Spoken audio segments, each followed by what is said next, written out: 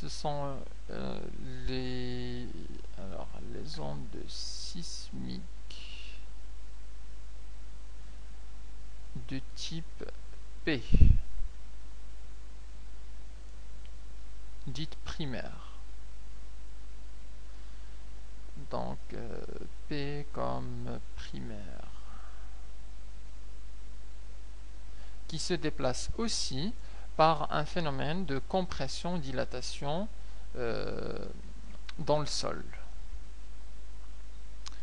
où on a compression plus dilatation du sol. Donc il faut savoir séparer ces deux types, les ondes transversales, où on a les deux directions qui sont perpendiculaires, et les ondes longitudinales qui sont où les directions sont parallèles. Alors, une fois définis ces deux types, on peut parler d'une caractéristique de l'onde, à savoir sa vitesse de propagation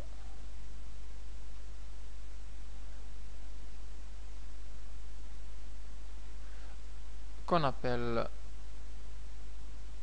de façon privilégiée la célérité, afin de laisser en fait le terme vitesse pour le déplacement de corps, où on a un déplacement de matière. Donc on utilisera plutôt le terme célérité, mais ce qui veut dire c'est que c'est quelque part la vitesse de propagation de l'onde. Alors, comment se rendre compte de la célérité? En fait, lorsqu'on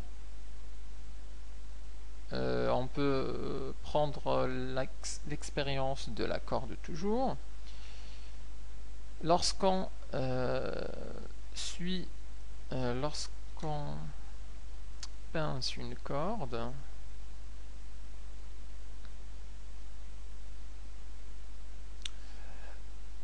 alors la déformation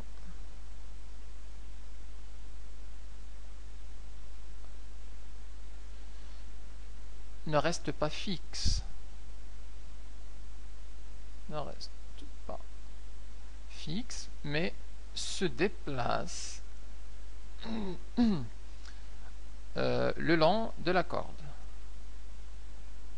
Mais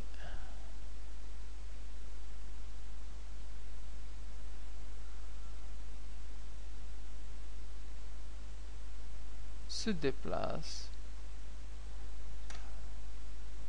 le long de la corde avec une certaine vitesse, et donc c'est comme ça qu'on définit la vitesse ou la célérité.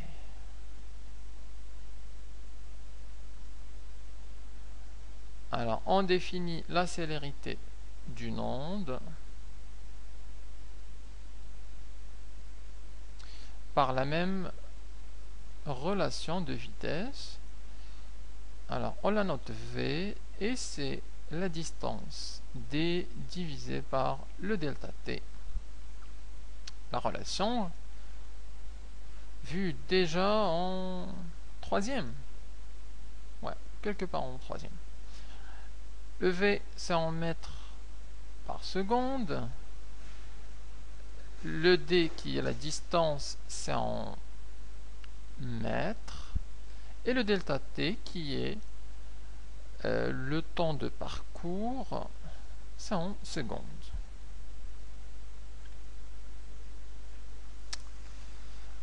Prenons un exemple.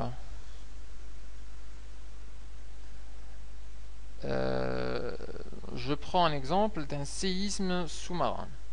Alors, lorsqu'un séisme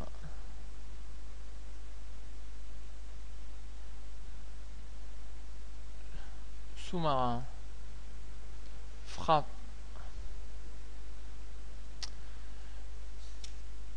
à une certaine distance des côtes, frappe à côté, à proximité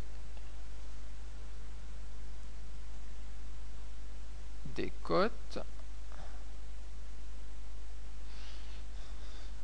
Je prends ici les côtes et le centre du séisme qui est là. Donc on comprend bien que l'onde de choc du séisme, elle prend du temps, elle n'arrive pas exactement une fois arrivé, il arrive en même temps. Non, ça prend du temps pour arriver jusqu'aux côtes. Et d'ailleurs, on profite de ce temps-là pour prévenir les gens. Lorsqu'un séisme frappe, alors l'onde sismique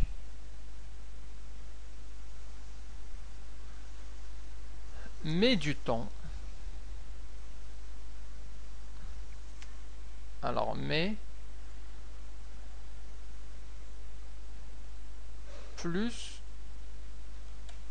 plus ou moins du temps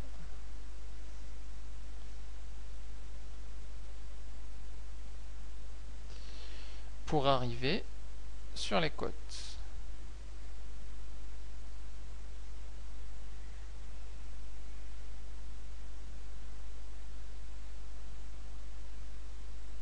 Et donc, c'est la vitesse qui permet de caractériser ce phénomène.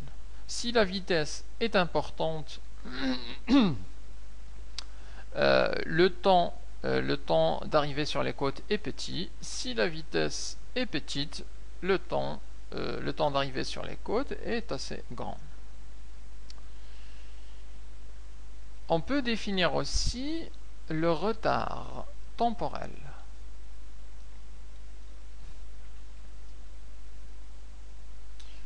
Alors, le retard temporel, qu'on appelle aussi simplement le retard, taux,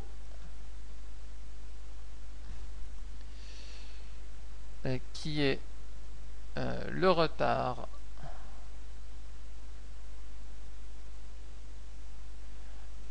on parle du retard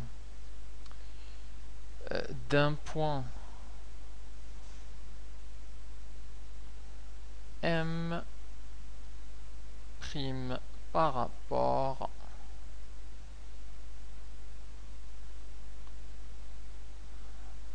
à un point M. C'est-à-dire que si je prends le même exemple alors de séisme qui est là, si je prends maintenant un voilier, il est là, et puis les côtes sont là. Et si on prend ici, j'appelle ça le point O, j'appelle ça le point M, et j'appelle le point sur les côtes M'. Alors, on comprend bien que l'onde, elle arrivera d'abord sur le point M, sur le voilier, avant d'aller en M', et que entre le temps où elle arrivera au voilier M et le temps qu'elle arrivera aux côtes M', il y a un certain temps. C'est ce qu'on appelle le retard temporel, et la relation est simplement donc taux égal à la distance entre les points M', divisé par la vitesse ou la célérité de l'onde.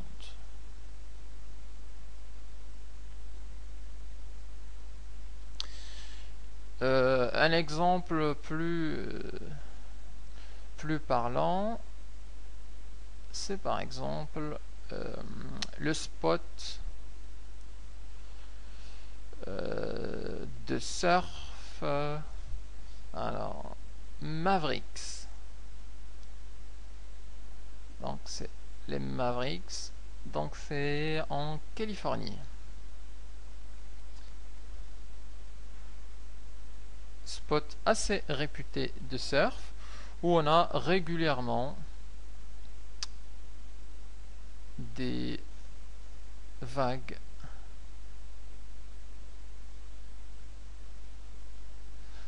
géantes. Alors régulièrement on a des 7 mètres et occasionnellement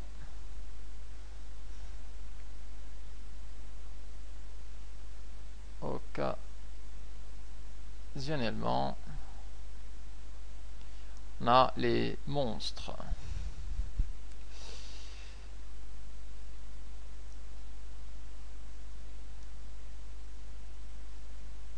Ce sont des vagues à jusqu'à 15 mètres de haut. Donc quasiment un immeuble qui vous vient en face. Et c'est assez impressionnant. Alors, quelle est la relation avec notre retard? Oui, il y a une relation bien importante. Alors, un surfeur, dans ces conditions, doit calculer. En fait, il voit la vague venir. Alors, je la dessine là. Ah, le surfeur est ici. Ça, c'est le niveau de la mer. Et on a ici notre vague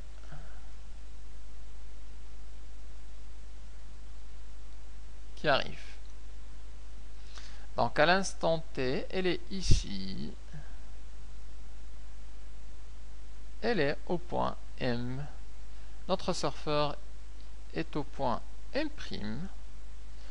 La vague a une vitesse. En général, la célérité des vagues est assez constante.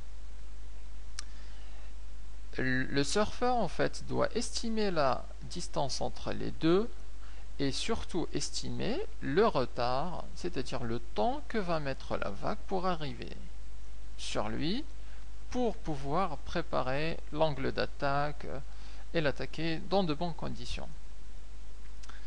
Et on voit bien que là, les 15 mètres par rapport aux 2 mètres du surfeur, hein, ça fait quelque chose. Et donc, un surfeur doit estimer assez précisément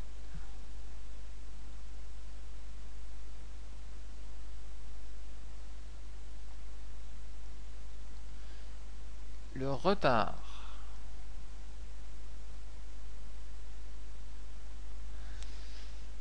de la vague. Alors, le retard temporel